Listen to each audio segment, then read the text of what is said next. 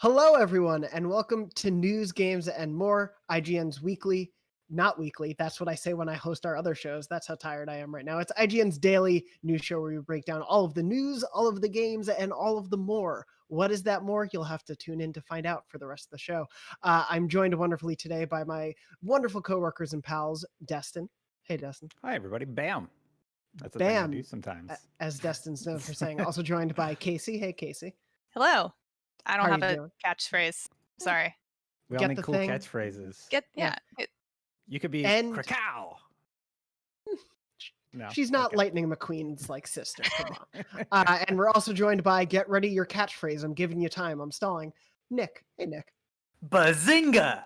There we go. Oh wait, no wait. I think I can get in trouble for that It's one. fine. That's Yeah, that's that's- probably copywritten. Yeah, there's. Yeah, Sorry. CBS is going to be on us very quickly. Of course, we're not just here to talk about all of our catchphrases. We are here to talk about some of the big news that broke today, because there were actually quite a few big stories, and we'll be breaking those down as we go through everything. That includes some Half-Life 3 news, because Half-Life Alyx wasn't enough. Valve decided to tell us a lot more about the Half-Life franchise and what could have been. We'll also get into a few pieces of PlayStation news, both on the box art variety and patent variety, because who doesn't love patents, and a few other stories as well. We will be talking a little bit later in the show also about IGN's Comic-Con plans, because we are partnering with San Diego Comic-Con to bring you a ton of coverage of these Comic-Con at home version of the show that's happening this year. So stay tuned to find out more if you haven't heard about that already. But I figured we could start the show by talking a little bit about the Half-Life news. Today, thanks to a big new project revealed by Summer Game Fest himself, Mr. Jeff Keighley, we learned a ton about sort of the inner workings of Valve over the years between Half-Life 2, Episode 2, and now, of course, we got Half-Life Alyx later this year, which got a 10 on IGN, the VR-only Half-Life experience. But we learned a ton more in this deep dive in sort of the making of Half-Life Alyx. So in this whole sort of time between Episode 2 and Valve's latest VR game, there were a lot of games that were in development, including Half-Life 3. At some point in development, there was a game that was internally referred to as the proper Half-Life 3. It was created in the Source 2 engine and was drawing some inspiration actually from Left 4 Dead. This would have been a project that used procedural generation between handcrafted story moments to create a more playable game. So there was an example where essentially the game would generate a building and an objective, such as maybe you had to rescue a prisoner, and the player would have to go through this route that would be different than another version that a player would go through. There would be scripted story moments to still give that feel of the Half-Life world, of course, but this went unfinished because the Source 2 engine was unfinished, and so the project didn't get very far. It was apparently in development for around a year between 2013 and 2014. There were a ton of other projects, and I don't want to just sit here pontificating and listing off all these projects. I will mention one of the other really cool ones that struck my interest as a huge fan of the franchise was Left 4 Dead 3 was in development at some point. They were going to do an open world game set in Morocco that possibly would have featured hundreds of zombies at a time, but this was also deemed unworkable because of the unfinished Source 2. Destin, I wanted to start with you and just sort of ask which of these projects, there's a whole list of them, really stuck out to you. Of course, Half-Life 3 being such a notable one, but what really stuck out to you? What do you wish they had maybe followed up on? What do you hope maybe we'll see from the Half-Life universe to come? Well, I suppose to start, I think the thing about the Half-Life 3 news that really stuck out to me was the procedural generation that they were contemplating using. And yeah, I don't know how well that would have gone over eventually. Yeah, it would have been a more replayable game. But at the same time, I really like knowing that there is sort of a linear story to the world that you go through in the Half-Life franchise. And I'm glad they didn't develop it with procedural generation. That was something very popular around the time Half-Life 3 probably would have launched. Of course, the one that jumped out to me being an RPG fan was the RPG Project. Super exciting name, right? Inspired by Elder Scrolls, Dark Souls, and Monster Hunter, it was envisioned as being released in small chunks, but never really left the conceptual stage. And yeah, that was really, really exciting to me. They abandoned it. They ended up turning it into experiments. A Dota game. Yeah. Not as much my cup of tea, but I was definitely interested in the RPG angle. Yeah, it's there's a lot of interesting projects in here, and it's I think a really telling sort of look at what can go on in a studio in between the years when projects are actually released. Nick, what did you think of sort of the amount of projects we were sort of got an insight into, and what stuck out to you in particular? I mean, you take a look at, just how long Half-Life 3 has been in development, like quote unquote Half-Life 3. And everyone has always been speculating, well, what is it going to look like? And the thing to remember about Valve is they don't release games unless it is going to be a pioneer of some sort of innovative technology. If it's going to reinvent some sort of gameplay mechanic. With Half-Life 2, it was first-person perspective, cinematic storytelling along with their physics engine. Artifact, rest in peace. Also, it's coming back in 2.0. It was supposed to reinvent the trading card game. And what I think we see with Half-Life 3 as it was pitched with this procedural generation is that it was very much indicative of the era that was like kind of a buzzword. If you look at Left 4 Dead and Left 4 Dead 2's AI director, it led for some really interesting encounters that really added a really long tail to those games that the community really rallied behind. So I think having some sort of procedural generation in terms of combat encounters could have been interesting, but Valve is not afraid to scrap projects if it just doesn't feel good, if it doesn't feel right. They are what I like to say, developers who trust their gut a lot of the time, and if something ain't right on a fundamental level, they're more than happy to scrap it and start over. The one thing that really stood out to me is the Borealis project, which is a project that was going to be another VR game. I'm in the middle of a Half-Life Alyx playthrough. It's my first time, so no spoilers, please. But hearing what this was going to introduce is super interesting because Mark Laidlaw, like, say what you will about Half-Life, like it has a really interesting and kind of an invigorating story when it comes to the type of sci-fi it's trying to tell you about, the hard sci-fi. You don't really see that a lot in video games. So I would have been really into the idea of this VR time travel Half-Life universe game that's just ripe for exploration. So who knows? Maybe that'll come after Half-Life Alyx. Absolutely, yeah, and definitely, if anyone could have had their hands on that project, I would have liked it to have been Laidlaw. So I'm curious what we'll see from the studios going forward at Valve. Casey, what about you as we sort of wrap up? Anything from this list of projects This stick is a out to you? huge list of games that have been canceled, but I think Nick really hit the nail on the head when he said if they don't think it's going to be amazing and revolutionary, they're going to scrap it.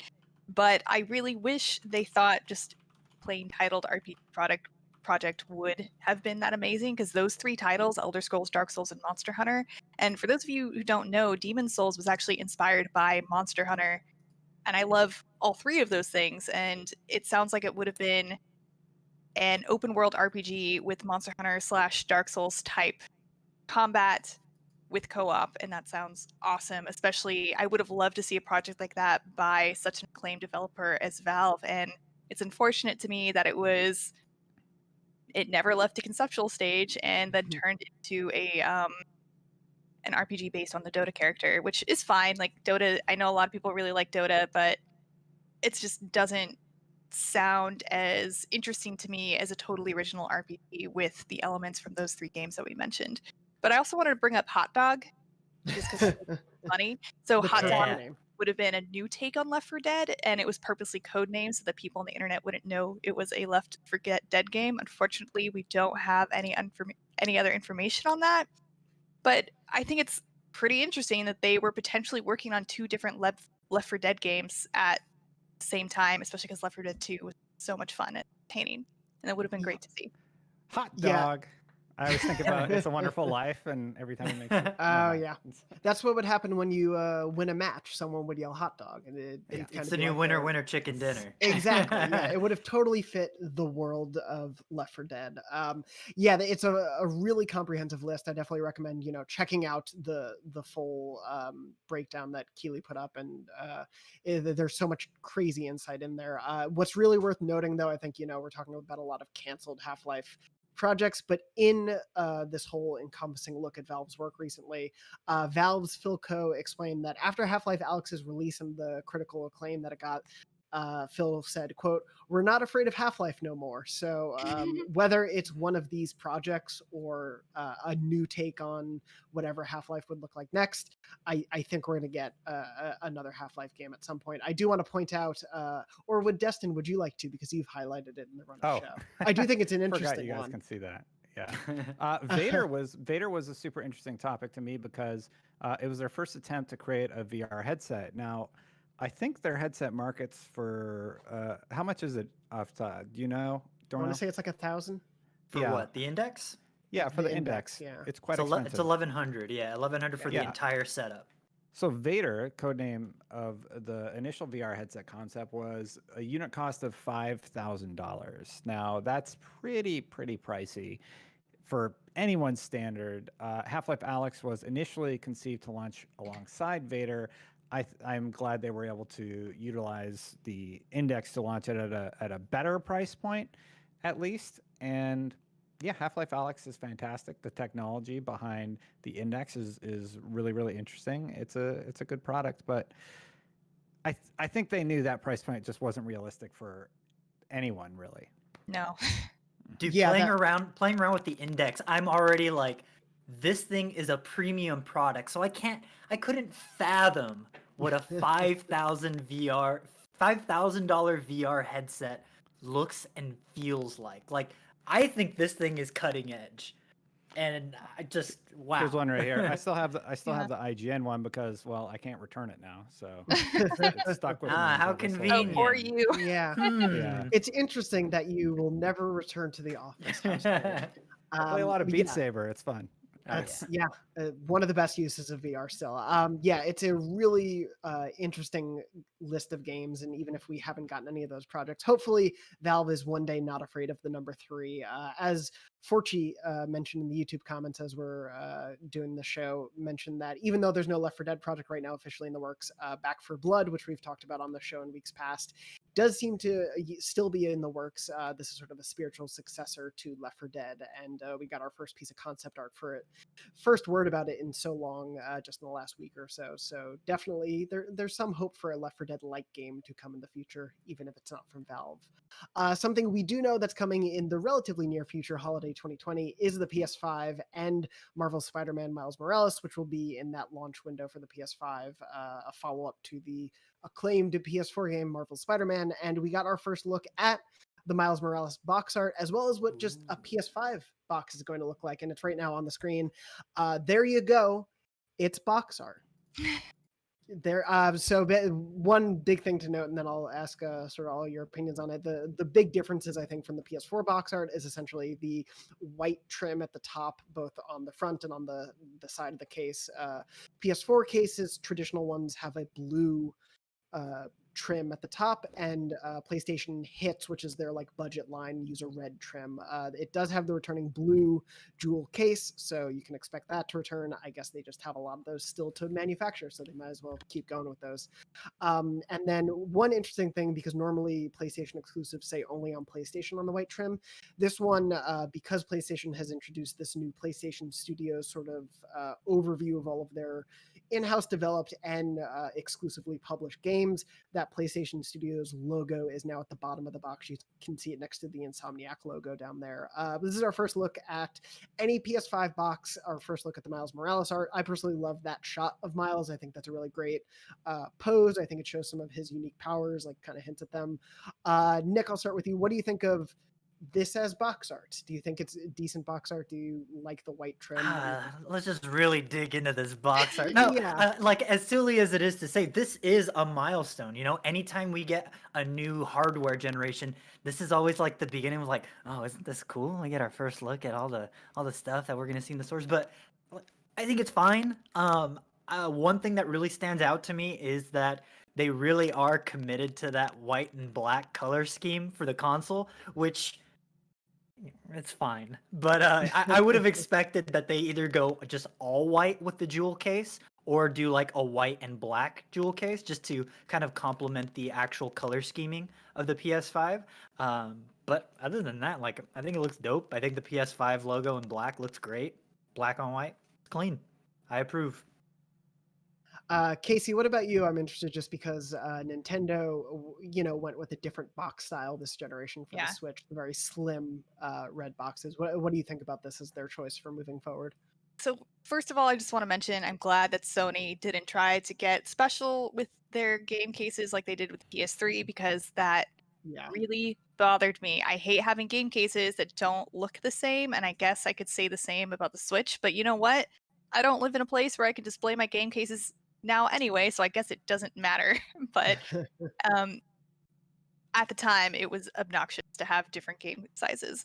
But I prefer the PS4 color scheme because I like the way that the blue jewel box kind of blended into the blue top bar logo, and it's just a little bit more, I don't know, it doesn't look as smooth and clean as the PS4 box art, but it does match the console a lot better, which is primarily, as Nick said, black and white with a tiny hint of blue light that would come from the system, I assume. So kind of matches it in that sense.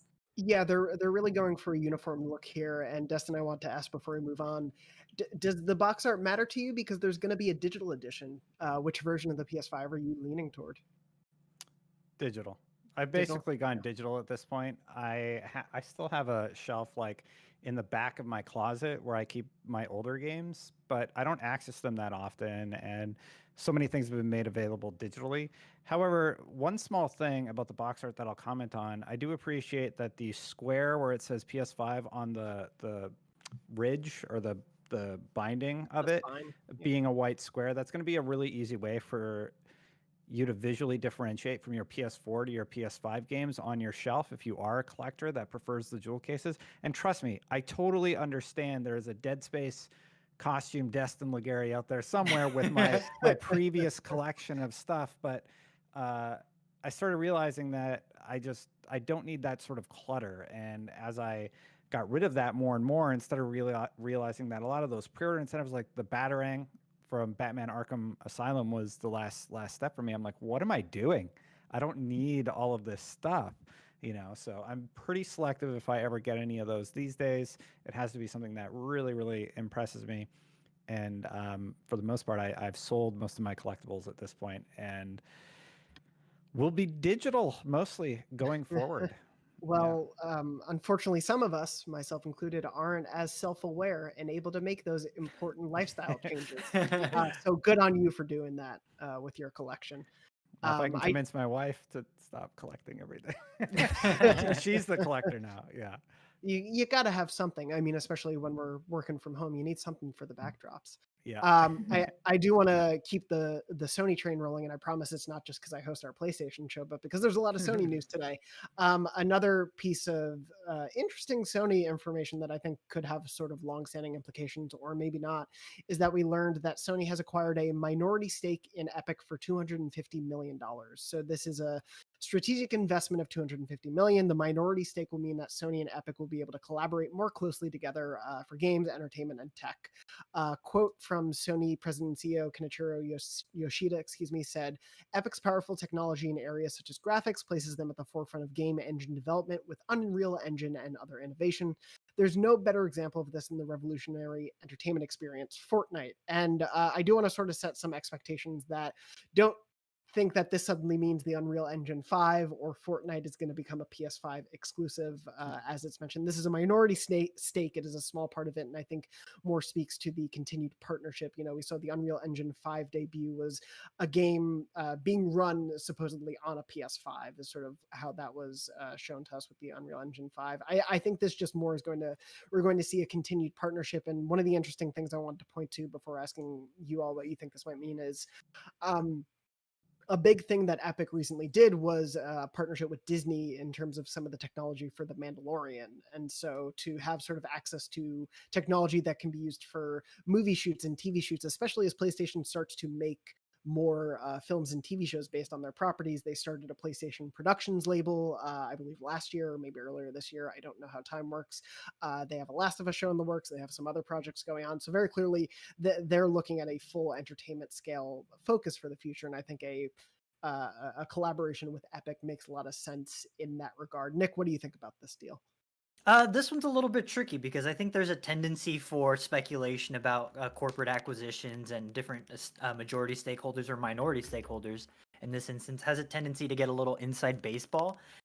But other than that, like, I think this could potentially, again, this is me speculating, that there could be design incentives for third parties to kind of come under the Sony banner and release games as PS5 either exclusives or timed exclusives because, hey, maybe they'll get a little bit of a better cut in the long run. That's kind of a thing that Epic Games is known for. I forget the exact price of it, but indie developers are encouraged to develop games using Unreal Engine 4 and now Unreal Engine 5, and they will be able to keep whatever profit they make on a game up to a certain point. And once they reach a certain milestone for money sold, then they start to pay for the licensing of Unreal Engine. So I'm wondering if this just sweetens the pot for a lot of developers that do need that additional handout, that additional help. Yeah, it's a really interesting. It opens up a lot of possibilities and possible implications, as you were saying. I did want to mention something. The analyst Daniel Ahmad put this actually in a really good perspective that I think is worth mentioning. He said that when Tencent invested 330 million in Epic back in 2012, that got them a 40% stake, with Epic valued at 825 million. That's how much the company was valued at the time. Sony's investment now gives them a 1.5% stake compared to that 40% stake, because Epic is now valued at $17 billion. So, this is definitely, I do want to clarify that it is this is not a Sony's going to have Epic be a first party developer or, anything of that nature. This is definitely so I see a partnership thing going on here. Destin, what do you read from this deal? I mean, they'll be working together a lot closer. I don't know what that money buys them, really. Yes, it gets them 1 point whatever percent. This doesn't affect Xbox developers' ability to utilize the engine, so I don't know really what edge they're getting there. I'm sure there's something going on behind the scenes that will definitely give Sony some advantages, but what that is, time will tell. Yeah, it'll be interesting to see what this means in the long run. Casey, do you have any sort of thoughts on this partnership? Because obviously, something I think we've seen from Nintendo a lot this generation has been reaching out to a lot more companies than maybe we expect them to, with different partnerships and crossplay functionality. But I don't think this will preclude any like Xbox or Nintendo support from Epic suddenly. No, I don't think so at all. But I actually was going to bring up the same thing you already brought up about the comparison between how much Tencent invested and how much they got from it versus how much Sony is investing and how much they get from it. I think it just goes to show like how much Epic Games value has increased over the years, like so exponentially, and the success of Fortnite. But again, like Nick said, kind of inside baseball. I'm not sure if this will change anything for normal average people who just play video games, but I guess we'll have to wait and see. Yeah, sorry, go ahead. I do wonder if this is just an attempt to kind of cast a wide net, the way, whenever an Xbox One is sold, because a Blu-ray drive is a proprietary piece of Sony hardware. I wonder if this is just a way that they can kind of make a couple extra bucks on the back end whenever someone makes something using the Unreal Engine. So like, whenever an Xbox is sold, I don't know what the exact number is, but it's got to be no more than like $2 that Sony makes based on that Blu-ray drive alone. So I'm wondering if this is something similar on a software end.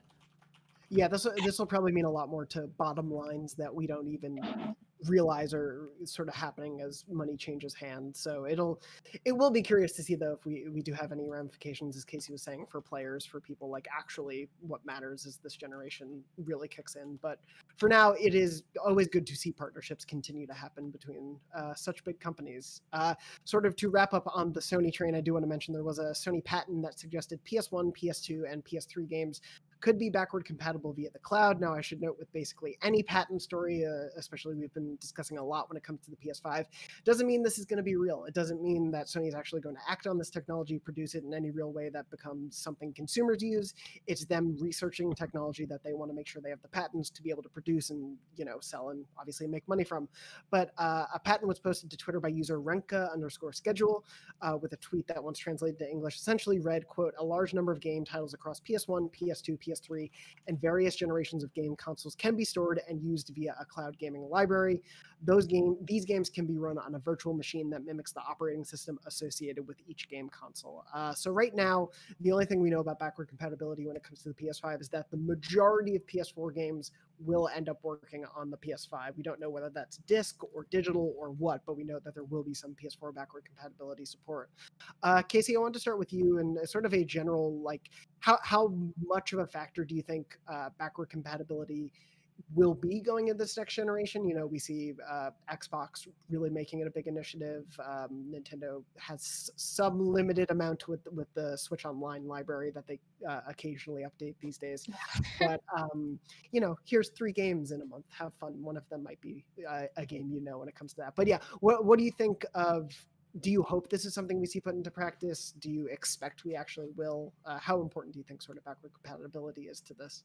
I think Microsoft is really putting pressure on Sony, especially Sony and Nintendo, to make the back catalog more available to more people, and making it backwards compatible through the cloud would be a really great way to do that. And I do hope we see it. I mean, there are a ton of great games that are stuck on the PS2 and the PS3 and even the PS1, and a lot of people who I don't want to hook up my PS3 just to play an old game that I like. I would prefer to be able to use the cloud or have a system already hooked up to do that. And I think that's the reason why so many classic Nintendo games are repurchased multiple times. Like, I know there are some games that are available on like 3 different Nintendo platforms plus the 3DS, so 4. And I know some people have bought that same game on every single platform just because they really like that game and want to be able to play it wherever they want. So I really hope that this is true, but as you said, Jonathan, it's just patent and take it with a grain of salt. Who knows if it's actually going to happen? Yeah, I will say, as one of those people, if they put Mario Brothers 3 on a platform, I'm probably going to buy it. So if Sony did the same with some of their classics, I'd probably buy them again on the PS5. Dustin, were you going to hop in? Yeah, this sounds very similar to the PlayStation Now service, which currently has PS4 games on it and PS3 and PS2 games that actually just goes back one generation further. So they already have a cloud-based service that they've been improving upon over the years. So the addition of PS1 games would be great. Now, I'm thinking that this might be closer to what Google has done with Stadia as opposed to what PlayStation has done with Now, but I don't really understand the differentiation between whatever this patent is and their existing service, PlayStation Now. Was there any insight there when digging in this article, Jonathan? Not a ton. So there's a little, I guess, about tying into previous patents that Sony's done that maybe relate to this being a more enhanced system, because Now is essentially this streaming, emulation or playing games off of a server somewhere. You can download some games from it, but this one mentioned the ability, because this was posting from another patent as well, as being able to essentially record and create mini games from gameplay that you can then share with friends to a cloud. And this the cloud. And this really relates to the other patents we've heard about Sony, where essentially there's a thing called scene tagging in their patents, where players would be able to record essentially playable sections of a game and then share those playable bytes of a game. It seems to be something that's a little more expansive and exhaustive than just saying, here's a library of classic games for you to play. To what extent, again, that this actually ever becomes something we can play, I don't know. But I agree with you. This does sound largely like an extension of what they're already doing with Now. Could be good. Like if we get a further back catalog on the PS2 and PS1, that's awesome. Yeah, it's always unfortunate to kind of think that so many games could be lost to time. When there are these options like this, when we've seen things like the library of classic Nintendo games you can play, as Casey was saying, on the 3DS or the Wii U or things like that. It's nice when these game companies keep these older games alive. Sort of as we wrap up on that, Nick, do you have any thoughts on Sony needing to keep backward compatibility in mind as we get to the next generation? I mean, yeah, I think like you guys touched on, it's going to be a lot less Xbox One X enhanced and more subscribe to this rental service that allows you to play this game from a streaming server. And depending on your internet latency, you'll be able either control a one-to-one scale or model of Ratchet and Clank Future, or it's just a horribly like laggy delayed one. I think what Microsoft has in place for the not only the Xbox One but also the Series X and whatever Lockhart ends up being is that if I purchased a game on the original Xbox or Xbox 360 via digitally, I have that game forever and it will instantly just work on not only my Xbox One X but also my Series X, and it'll be up-res to 4K and sometimes even offer HDR support natively.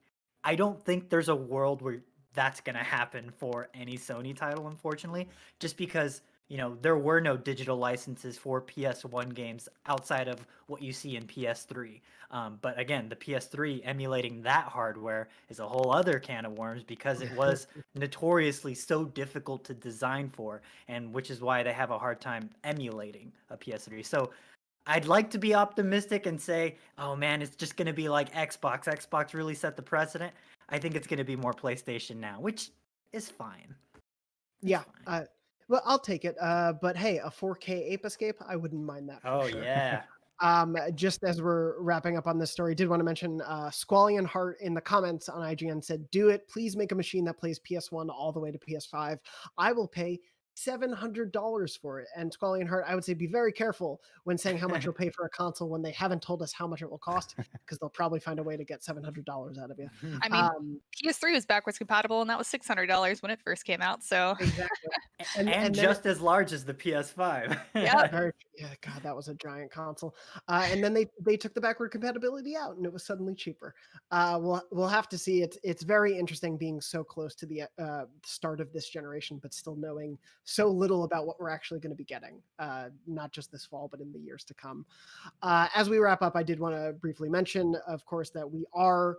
IGN is collaborating exclusively with San Diego Comic-Con 2020. The show is going all digital and totally free for 2020, so you don't have to wait in the hot sun of San Diego for hours to get into a Comic-Con panel. You can just sleep in your home and then wake up and turn on your computer and watch the panels. There's going to be a ton of panels, and IGN will be streaming a bunch every day from the 350 plus options that will be airing at Comic-Con this year. We'll also be having our own content, including exclusive interviews, expert analysis, and so much more. It'll be covering everything at the show: movies, TV, games, collectibles. We'll have a ton for you to check out. The initial list of panels that are going to be at Comic-Con at Home, the wider show in general, has been announced and includes stuff from Amazon Prime, like The Boys, Upload, Utopia, Truth Seekers, AMC, The Walking Dead, CBS Star Trek. I'm not going to go through the entire list because there's already a lot announced, but there's still so much more. You can check out a full list of stuff on IGN, the continually updated list as more is revealed. Definitely stay tuned to IGN all throughout Comic-Con at Home because we'll be bringing you so much information and exclusives and really cool stuff. It is a huge undertaking by a lot of our team, and if you saw all of the work that went into IGN Summer of Gaming, you can expect a similar level of polish and shenanigans when it comes to Comic-Con at Home. But I think with that said, that's going to pretty much wrap us up for the today's edition of News, Games, and More. We got news, we got games, we got more in there, I would say. Does anyone feel like we have to take those out? No, I think we're good. Fair enough. Well, with that, thank you so much to Nick, Casey, and Destin for joining me for this episode. And thank you to everyone watching, and whether you're watching live at home or watching this on VOD. We appreciate your support. Stay tuned for an episode tomorrow. I think there is an episode, unless I'm lying, and then in which case I'm sorry to all of you. But stay tuned for future episodes of News, Games, and More, and everything else at IGN. But thank you for watching, and have a good one.